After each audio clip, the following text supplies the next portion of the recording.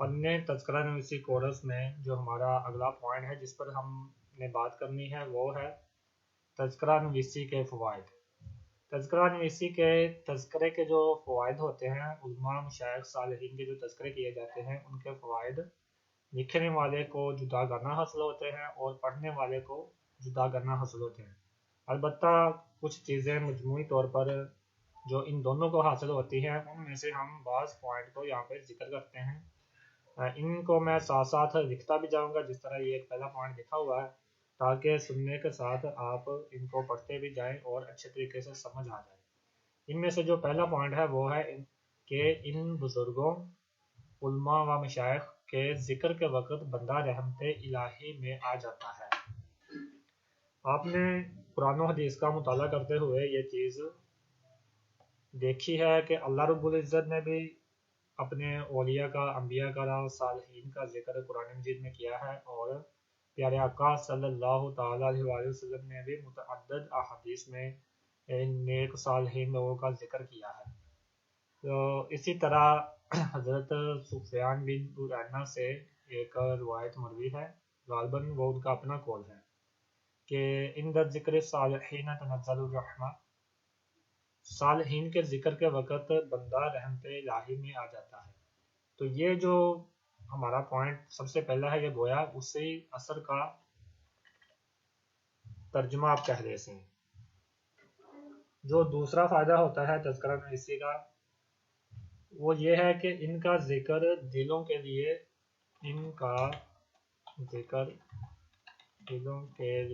استقامت کا باعث بنتا ہے۔ ان کا ذکر دلوں کے لیے استقامت کا باعث کیسے بنتا ہے؟ جب ہم علماء و مشائخ اور صالحین کی سیرت کا مطالعہ کرتے ہیں تو ان کی سیرت سے ہمیں بھی عمل کی رغبت پیدا ہوتی ہے، اور بندے کی ایک خواہش پیدا ہوتی ہے کہ وہ بھی ان کی طرح بن جائے یا نیک اعمال میں اضافہ کر دے۔ اس طرح کی بہت ساری چیزیں اس کے لیے معاون ثابت ہوتی ہیں۔ تو اس طرح ان کا جو تذکرہ ہے وہ بندے کے لیے نیک اعمال میں استقامت کا باعث بن جاتا ہے۔ تیسرا ہمارا جو پوائنٹ ہے وہ یہ ہے کہ ان میں سے بعض کے ساتھ بندے کو سچی محبت ہوتی ہے اور وہ الحب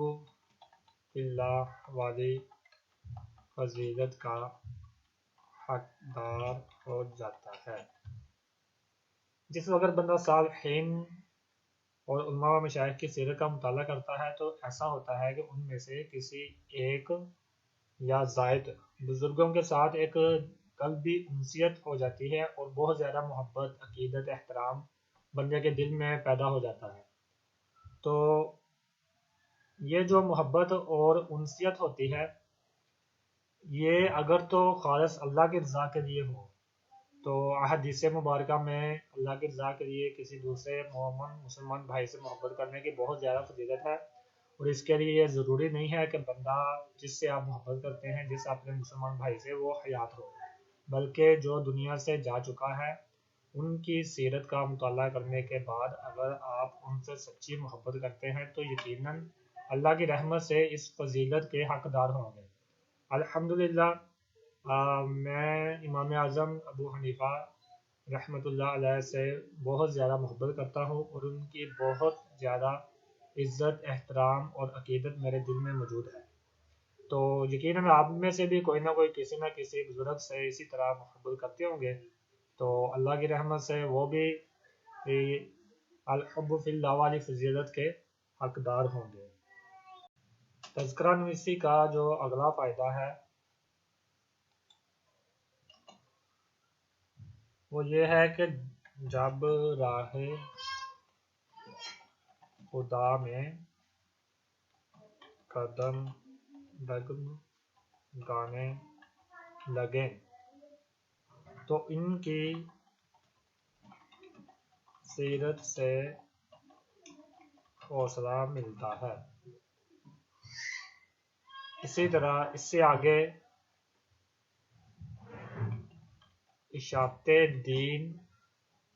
में इनकी कुर्बानियों से आगाह होकर बंदा इस्तिकामत हासिल करता है। अच्छा, ये जो 2 पॉइंट है ना, पॉइंट नंबर 4, जब राह खुदा में कदम डगमगाने लगे तो इनकी सीरत से हौसला मिलता है, और पॉइंट नंबर 5, इशाते दीन में इनकी कुर्बानियों से आगाह होकर बंदा इस्तिकामत हासिल करता है। इनको बिलतरतीब इसलिए बयान किया है कि इंसान को पहले तो किसी काम से हौसला मिलता है, किसी की गुफ्तगू से, किसी के अमल से, और उसके बाद वो इस्तिकामत की तरफ जाता है। गोया कि ये दोनों जो पॉइंट है, आप कह सकते हैं कि दोनों बातें एक ही हैं, अलबत्ता इनमें थोड़ा सा जो फ़र्क था वो मैंने बयान कर दिया है, इसीलिए इनको अलग अलग लिखा गया है। इनकी खिदमात से बंदा किस तरह इस्तिकामत हासिल करता है कि आज के पुरफितन दौर में जब बंदा किसी भी वजह से दीन की खिदमत करता है या वो खिदमत करना चाह रहा है, तो उसके सामने बहुत सारी रुकावटें आती हैं, बहुत सारी मुश्किलात आती हैं। तो उनको हल करने के लिए जो चीज़ उसके लिए सबसे मुआविन साबित होती है ईमान के बाद, वो हमारे अस्लाफ की सीरत और उनका मुताला है। अस्लाफ, बुजुर्गों और उलमा व मशाइख के तज़किरे लिखने का छठा फ़ायदा यह है कि इनकी सीरत से तबलीग इस्लाम के सही खतूत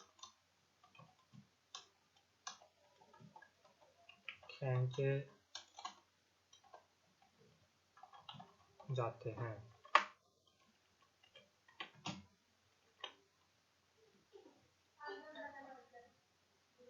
उलमा व मशाइख ऐसी शख्सियात हैं कि जिन्होंने हर दौर के अंदर मुख्तलिफ तुरक को अपनाकर इस्लाम की तबलीग की और जदीद से जदीद ज़राए को अपनाकर इस्लाम के पैगाम को उम्मत तक पहुँचाया और उम्मत के अकायद व अमाल की इस्लाह के असबाब पैदा किए। आपको मालूम है कि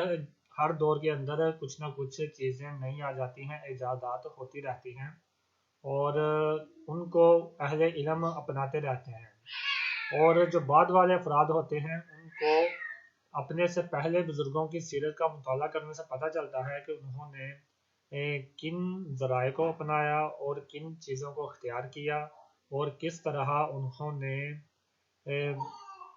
तबलीग इस्लाम के ज़राए को अपनाकर उम्मत तक इस्लाम का पैगाम पहुँचाया। ठीक हो गया जी। इसका जो 7वां पॉइंट है वो ये है कि इन बुजुर्गों की सवानह के जरिए उम्मत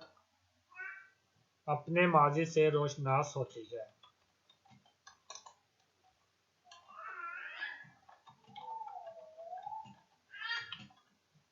ये एक बड़ी बदीही बात है कि अगर हम उलमा और मशाइख की सीरत का मुताला करते हैं, लोग अहले इल्म बुजुर्गों की सीरत का मुताला करते हैं, तो उस दौर के अंदर मुआशरे की किस तरह की कैफियत थी, उनका रहन सहन कैसा था और रुझानात किस तरह के थे, ये सारी चीज़ें खुलकर सामने आती हैं। आप सिर्फ इमाम अहमद रज़ा खान फाजिल बरेलवी अलैहिर्रहमा की शख्सियत का मुताला करें, उनकी सीरत का मुकम्मल मुताला करें, हर जहत से करें, तो आपको पता चलेगा कि उस वक़्त मुसलमानों की हिंदुस्तान में हालत क्या थी, उनकी सियासी हालत क्या थी, मुआशी हालत क्या थी,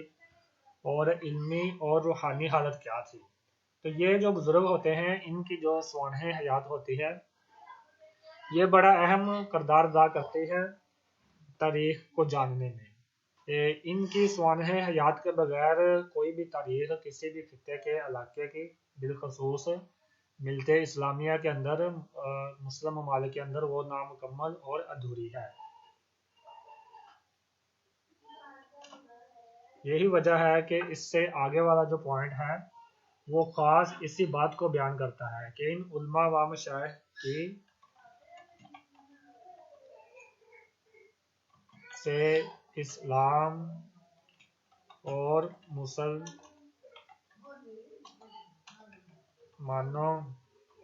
کی سیاسی، معاشی اور علمی تاریخ مرتب کی جاتی ہے۔ یہ ایسی واضح بات ہے کہ جس پر مزید کلام کرنے کی گنجائش نہیں ہے، تھوڑی سی گفتگو اس پوائنٹ کے تحت ہی ہم نے کر دی تھی۔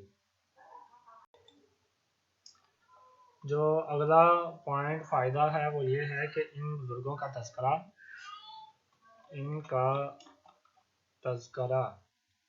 ان کے احسانات کو یاد رکھنے اور ان کی خدمات کو اجاگر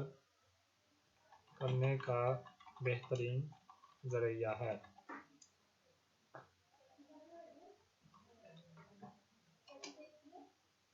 10واں فائدہ خاص تذکرہ نویسی میں مشغول ہونے والے کو، تذکرے لکھنے والے کو ہے، وہ یہ ہے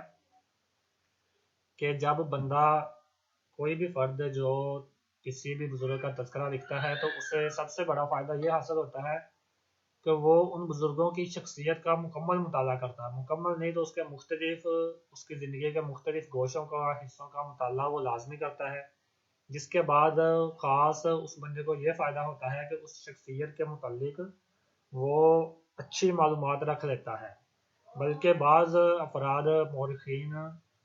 تذکرہ لکھنے والے ایسے بھی پائے جاتے ہیں کہ جنہوں نے کسی ایک شخصیت پر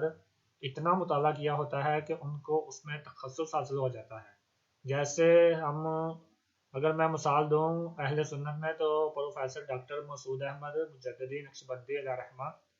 انہوں نے سیدی اعلیٰ حضرت امام اہل سنت کی شخصیت پر اس قدر زیادہ مطالعہ کیا ہوا تھا کہ ان کا لقب ہی ماہر رضویات پڑ گیا۔